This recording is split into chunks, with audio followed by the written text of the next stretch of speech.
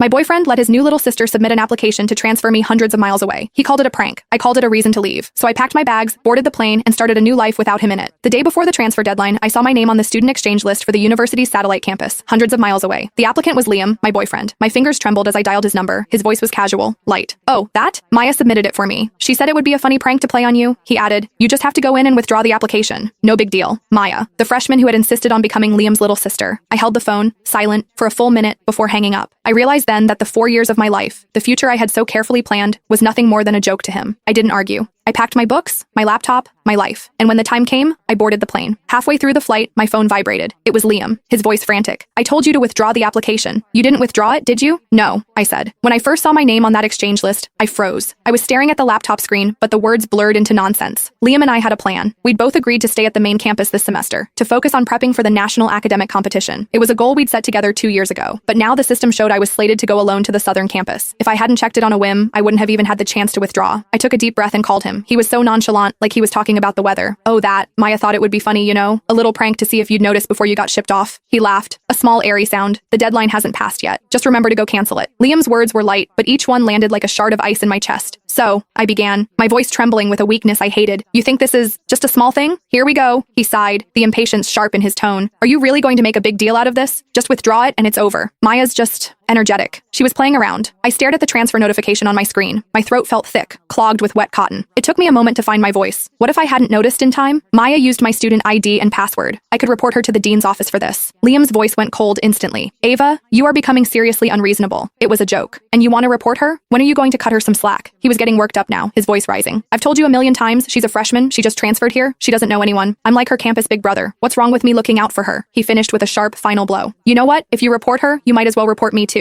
The line went dead. The dial tone was a high, piercing whine that drilled into my ear, pinning me to my chair. I held the phone, my own shocked face reflected in the dark screen. The sounds of the library around me faded into a distorted silence. High school to college. I'd known Liam for 5 years, dated him for 4. He was my boyfriend, the upperclassman who had guided me through the confusing first days on campus. I thought back to freshman year of high school, when I'd hidden in a library carrel, crying because I was homesick. He'd found me, sat with me, and talked me through it with a gentleness that soothed the ache in my chest. I remembered the homecoming dance our sophomore year, when a senior girl wouldn't leave him alone. I'd walked right up and looped my arm through his, claiming him. The way he'd looked down at me then, his eyes crinkling with a smile. After the dance, walking me back to my dorm, he'd asked me to be his girlfriend under a sliver of a moon. 5 years had woven him into the very fabric of my life. Everyone said we were the campus golden couple, destined to walk the same path. We'd already planned it all out. After graduation, we'd stay in this city, get an apartment, adopt a cat. We were going to carefully transplant our student love into the real world and watch it grow. Everything was supposed to run on its designated track, smooth and steady, toward a bright future. But now, I was staring at a cold, digital notification that felt like a punchline to a joke I wasn't in on.